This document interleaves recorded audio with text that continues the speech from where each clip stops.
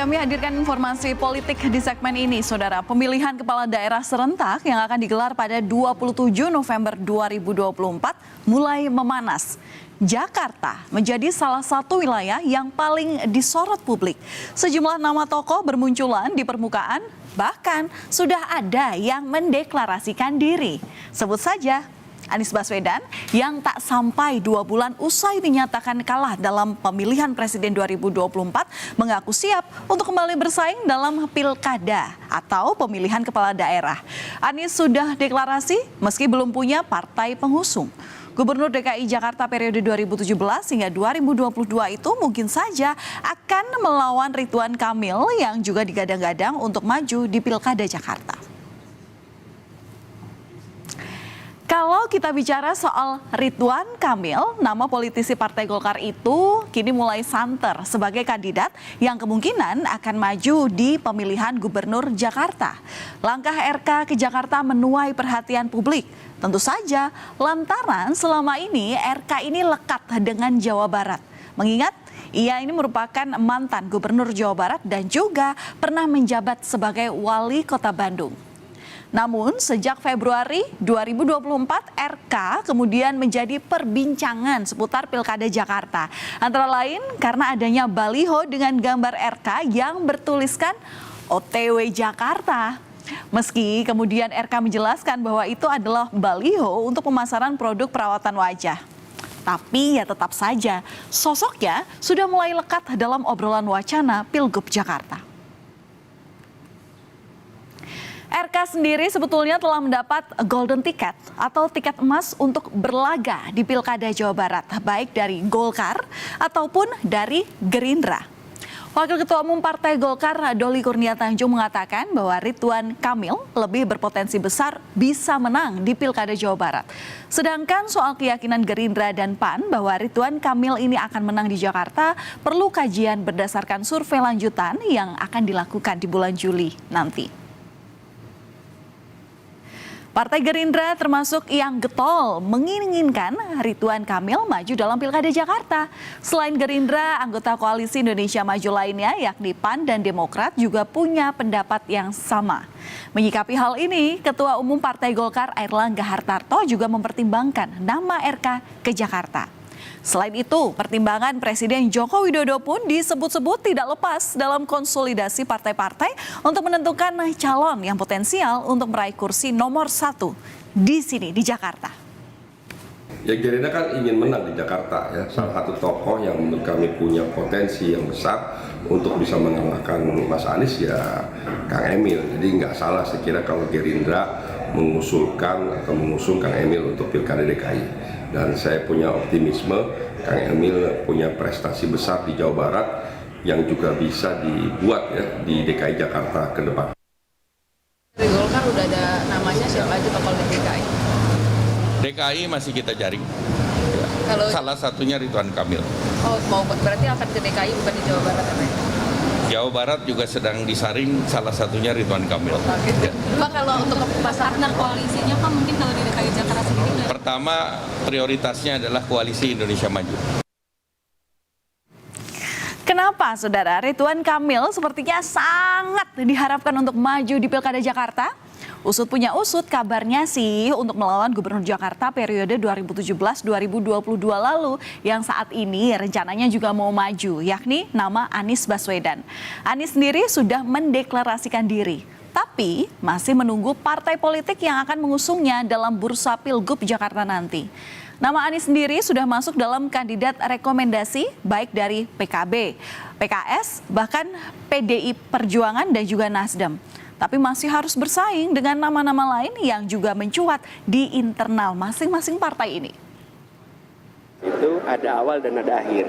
Setelah selesai, masing-masing kembali kepada tugas masing-masing. Nah, saya bertugas di Jakarta. Ketika tugas di Jakarta, 1 periode saya sudah kerjakan. Sesudah selesai proses Pilpres, saya kembali kepada posisi semula. Sebagai apa? Sebagai gubernur yang sudah menyelesaikan 1 periode dan ada pilkada periode berikutnya.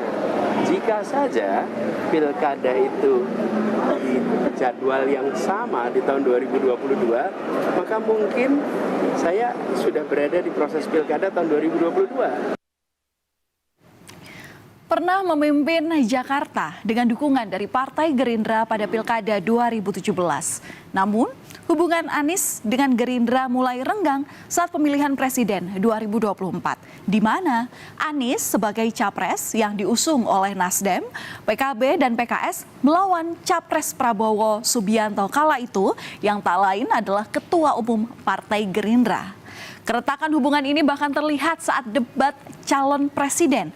Apakah mungkin ada luka lama yang membuat Gerindra kemudian menyiapkan Ridwan Kamil untuk melawan Anies, selain juga untuk mempertahankan koalisi Indonesia Maju? Itu oposisi, Mas Anies. Anda ke rumah saya, kita oposisi, Anda terpilih. Waktu habis, Bapak. Harap tenang. Berapa skor yang Bapak berikan atas kinerja Kementerian Pertahanan yang dipimpin oleh Bapak Prabowo? Silakan Pak Ganjar. Baik, masih ada 5 juga. Saya punya datanya dan kemudian akan saya sampaikan.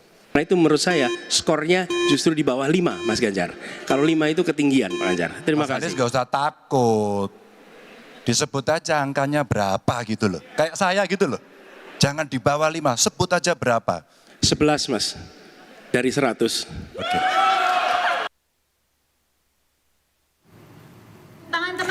Titik terang untuk Anies bisa maju dalam Pilkada Jakarta antara lain adalah muncul dari Dewan Pimpinan Wilayah atau DPW PKB Jakarta yang telah melakukan deklarasi untuk mengusung Anies Baswedan.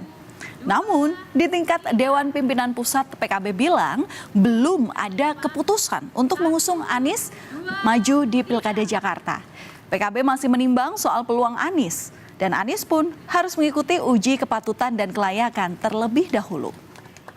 Tepuk tangan teman-teman untuk calon gubernur. Selain PKB ada Nasdem, PKS, dan PD Perjuangan yang dikabarkan juga tertarik pada sosok Anies Baswedan untuk bersaing dalam Pilkada Jakarta mendatang. Menurut Wakil Ketua Majelis Syuro PKS Hidayat Nur Wahid, Anies sudah mengikuti uji kepatutan dan kelayakan di tingkat Dewan Pimpinan Wilayah atau DPW PKS DKI Jakarta. Sementara Ketua DPP PDIP Puan Maharani juga tak menampik jika memang Anies sosok yang menarik untuk dipertimbangkan dalam pengusungan di Pilgub Jakarta. DPW sudah melakukan.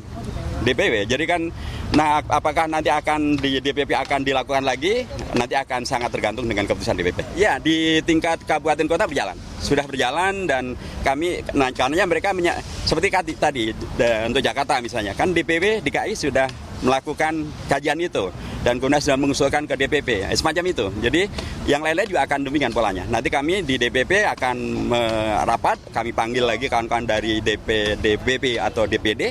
Nanti kami akan menanyakan, mengkonfirmasi yang mereka putuskan sudah baik, benar, tidak ada masalah, tidak ada catatan hukum, tidak ada catatan moral, integritasnya bagus, kemudian profesionalitasnya bagus, diterima oleh masyarakat, begitu.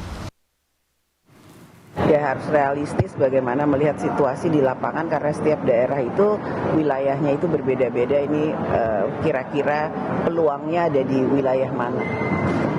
Ya. Nama Pak Anies juga katanya tertarik juga ya Pak? Iya. Menarik juga Pak Anies.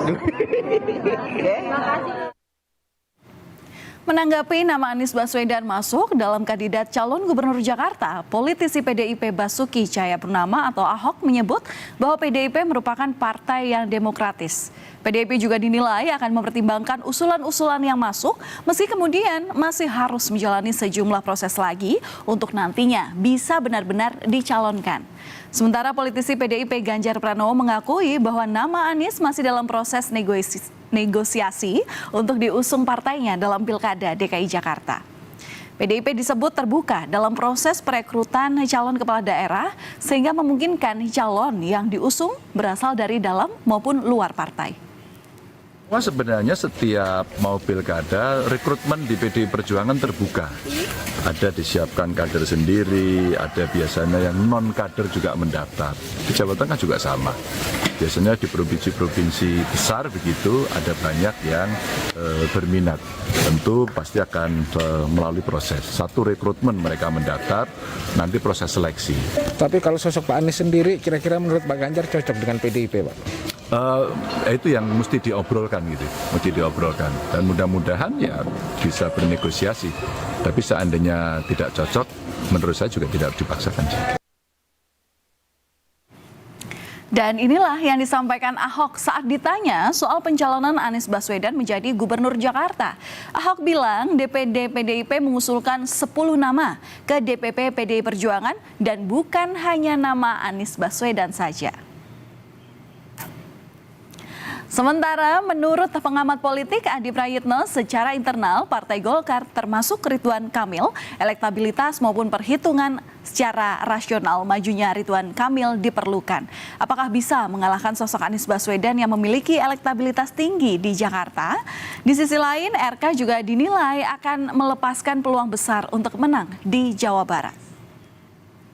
Data-data survei bahwa Ridwan Kamil jauh lebih memungkinkan memenangkan pertarungan di Jawa Barat ketimbang di Jakarta misalnya. Di Jakarta tentu Ridwan Kamil bukan hanya butuh kerja keras, tapi melawan Anies Baswedan yang notabene-nya adalah mantan gubernur petahana bukan perkara gampang, apalagi per hari ini elektabilitas Anies itu kan paling menjulang dan paling luar biasa. Jadi dalam konteks inilah sepertinya partai-partai di KIM itu belum solid pada satu nama khususnya Ridwan Kamil. Saudara, Jakarta kerap kali menjadi magnet para tokoh politik untuk membuktikan diri. Menjadi orang nomor 1 di Jakarta tentunya jadi incaran banyak pihak. Apakah Ridwan Kamil ataupun Anies Baswedan atau bahkan bisa jadi tokoh lainnya yang nanti memimpin Jakarta 5 tahun ke depan? Hingga kini semua masih punya potensi. Semakin menarik melihat pergerakan para tokoh politik memperebutkan kursi nomor 1 di Jakarta.